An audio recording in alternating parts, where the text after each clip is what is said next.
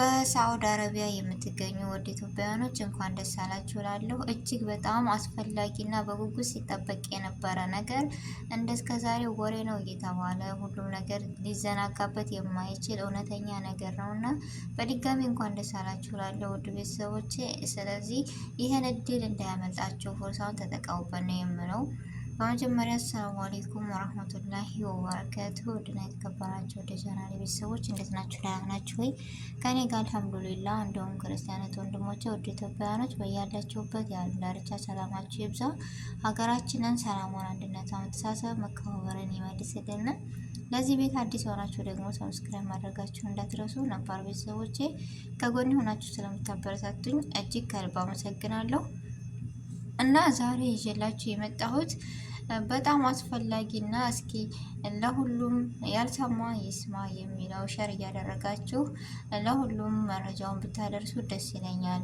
እውነተኛና ትክክለኛ የሆነ መረጃ ነው። ሁላችንም እስከዛሬ ቪዲዮ ያልሰራ ነው ምናምን እንደተለመደው የወሬ መናፈስ ሁሌ የሚመጣልና እንደዛ ነው በማለት ነበረ። ላኪን ዛሬ ላይ ትክክለኛ የሆነ ትናንትናም ታጠቅ ሲለቅ ሁሉም ነው ያመነው።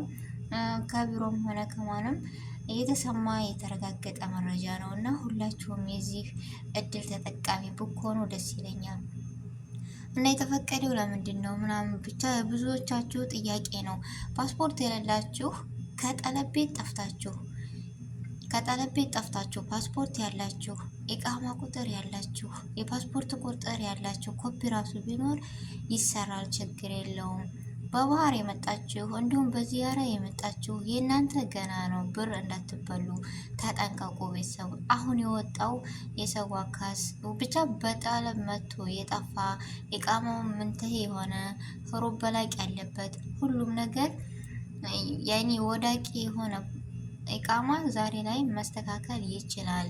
የማይቻልበት ምክንያት አሁን ግማሾቻችሁ ፓስፖርት የለንም እንዴት ነው መስተካከል የለበት?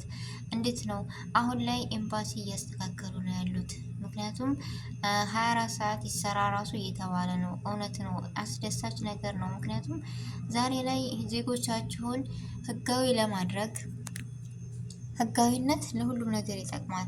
24 ሰዓት መሰራት አለበት። ኤምባሲ ለውጥ ያኔ ማየት መታየት አለበት። ፓስፖርት በአፋጣኝ እንዲሰጣቸው ማድረግ አለበት እና ከዚህ ላይ እኔ እንጃ የምመክራችሁ ነገር ቢኖር ምንድን መሰላችሁ? ቤተሰብ መሰራቱን ብቻ ሳይሆን ማየት ያለብን አንድና አንድ ከአሁን በኋላ የምኖረው ስንት አመት ነው ወይስ ከአሁን በኋላ የምታወጡትን ወጪ ግዴታ ማሰብ መቻል አለባችሁ እንጂ ተፈቅዷልና ይሄን ያህል ከፍዬ ሰው በሰው ደላላ በደላላ የሚሆን ነገር የለም እንዳትበሉ ቤተሰብ። ይሄን ነገር እኮ አላህ ፈቅዶት ነው በዚህ ነገር የመጣው። ሁሌ ውሸት ነው የሚባለው። ስለዚህ ዛሬ ላይ ደግሞ እውን ሆኖ አላህ ሳክቶት ይሄ ነገር መጥቷል። ስለዚህ ምንድነው ማድረግ ያለባችሁ? እናንተ ግዴታ ኤምባሲ ሄዳችሁ ወይም ጀዋዛት ሄዳችሁ በራሳችሁ መንገድ ማስተካከል ነው እንጂ ያለባችሁ ምንም ነገር አያስፈልግም። እና አዲስ ከፊል ያስፈልጋችኋል። አዲስ ከፊል ካለ ሙሰነድ የሚባል አፕሊኬሽን አለ። በዛ ማስተካከል ነው የሚቻለው። የትም መሄድ አያስፈልግም። ስለዚህ የፓስፖርታችን አልታደሰም ምናምን የምትሉ ደግሞ ምን ማድረግ አለባችሁ? ለኢቃማው ምንም ማድረግ ወይም አያግዳችሁም። ብቻ ወደ ሀገር መሳፈር አትችሉም። ብዙዎቻችሁ የአይነት ትላልቅ ሚዲያዎችን አዳምጡ፣ ልብ በሉ። እነታጠቅ እና ዚዛ ሁሉም ዘግበውታል በዚህ ነገር። ያኔ ግራ የገባችሁ እያዳመጣችሁ ማሰራት ትችላላችሁ። ስለዚህ ደግሞ ስናሰራ አሁን ላይ ወደ 20 ሺህ ብር 10 ምናምን ሺህ ብር አስባችሁታል። በአሁን ሐዋላ እዚህ ሀገር የመኖር ፍላጎት ካላችሁ ቀሪ ዘመናችሁን በዚሁ አሳልፋለሁ ያላችሁ ብታሰሩ ደስ ይለኛል። አይ ደግሞ ወደ ሀገር ልገቡ ምን ላደርግ ካሁን በኋላ የምትሉ ግል ሁለት ልብ ሆናችሁ ፎርሳውን አገኘም ብላችሁ ባትከስሩም እኔ ባይኔ። ለምን ማሰራት ያለባችሁ የዚህንም የሀገራችሁንም አኗኗር አይታችሁ ነው። ምክንያቱም በአሁን ሀሳብ ወይም በአሁን ሐዋላ ላይ 10 ምናምን ሺህ ብር በጣም ከባድ ነው። በኢትዮጵያ ስንት ነው የሚሆነው? ያን ማሰብ መቻል አለባችሁ። ብቻ ማሰራትም ብቻ ሳይሆን ህይወታችሁንም ኗሪ ዘመናችሁንም የሰው ልጅ ኗሪ ነኝና ብሎ ያስባል። ብታስቡበት ደስ ይለኛል እላለሁ ውድ ቤተሰቦች። በተረፈ በጣም ነው ደስ የሚለው ይህ ፉርሳ ሁሉም ሰው በጉጉት ሲጠብቀው የነበረና ሁሉም ሰው ግራ የተጋባው ነገር ነበረ። ወላሂ ለሁሉም ለተመኘ ሁሉ አላህ ያሳካለት። ህጋዊ ያኔ ህገወጥ ሆኖ ለኖረ ሁሉ ህጋዊ ሆኖ ሁሉም ኢቃማውን በእጁ አላህ ያሳካለን ነው የምለው ውድ ቤተሰቦቼ እንጂ ለነገሮች በቃ እንትን ማለት የለባችሁም፣ መዘንጋት የለባችሁም። የምህረት አዋጁ ነገም ሊዘጋ ይችላል። ስለዚህ ባላችሁ አቅም የማሰራት ፍላጎት ያላችሁ ነገ ዛሬ ሳትሉ ፍላጎታችሁ እንድሟላ ከፈለጋችሁ ነገ ዛሬ ሳይባል ማስተካከልን ብትችሉ ያኔ የራሴ አስተያየት ነው እና ለሁላችሁም መልካም እድል እመኛለሁ። ደግሞ አንዳንዶቻችሁ ከፊል አጣ ምናምን በምትሰሩበት ሆኑ የለመዳችሁት ይሻላል። ከአሁን በኋላ ምን ያክል ልኖሩ። ስለዚህ ውልና ውለታ አድርጋችሁ ባሰሮቻችሁ ሆኑ። በውጭ ላይ አሁን ላይ በጣም በቃ እንደ ጅብ ሆነው ነው የተነሱት። ዛሬ ላይ እንደዚህን ያክል ገንዘብ አውጥተሽ አሰርተሽ ነገ ቢያበላሽብሽ ምን መረጃ አለሽ? በዛ ላይ በጣም ውድ ነው የሆነው። ስለዚህ ምንም ሆነ ምንም አይቀየሩብኛል ምናምን እያላችሁ ነው። በእርግጥ አዎ፣ ነገር ግን ደግሞ አሁን ላይ ቀሪ ዘመናችን እስከዛሬ እየኖርነውን ያክል አይሆንም። ስለዚህ ቆም ብላችሁ ብታስቡበት የለመዳችሁት ይሻላል ነው የሚሆነው ቤተሰብ። ምክንያቱም በውጭ ከፊል በጣም ከባድ ነው አሁን ላይ። አንደኛ ጥሩ ሰው ወይም ታማኝ አታገኙም። ሁለተኛ መፈለጉ ራሱ ከባድ ነው።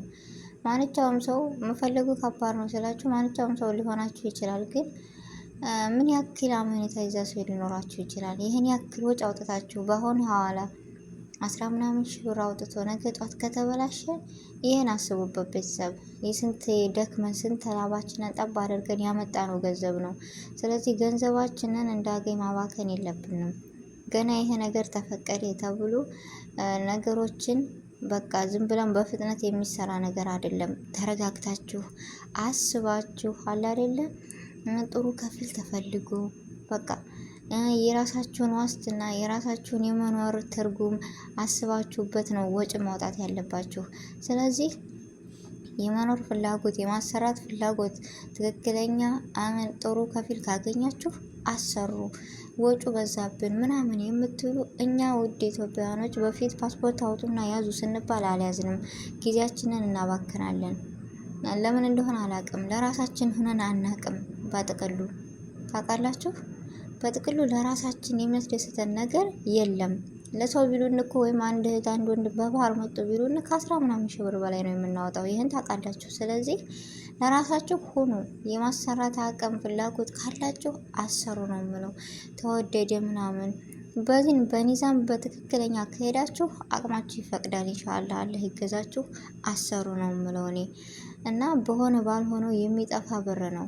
ይሄ ደግሞ ጠቃሚ ነገር ነው እና ነገ ጧት ሰርታችሁ አላህ አፊያ ያድርጋችሁ። የሚመለስ ብር ነው፣ የሚመለስ ገንዘብ ነው። ስለዚህ ምንም ወደ ኋላ ሳትሉ ይህን ፉርሳ ብትጠቀሙበት ባይነኝ የእህትነት ምክሬ ነው እና አላህ ያግዛችሁ። ያሰባችሁ ሁሉ አላህ ያሳካላችሁ ነው የምለው። ውድ ቤተሰቦች ዱአ አድርጉ እና የዛሬው ቪዲዮ ይሄን ይመስል ነበረ። ውድ ቤተሰቦች በአዲስ ቪዲዮ እስከምንገናኝ ድረስ አሰላሙ አለይኩም ወራህመቱላሂ ወበረካቱ።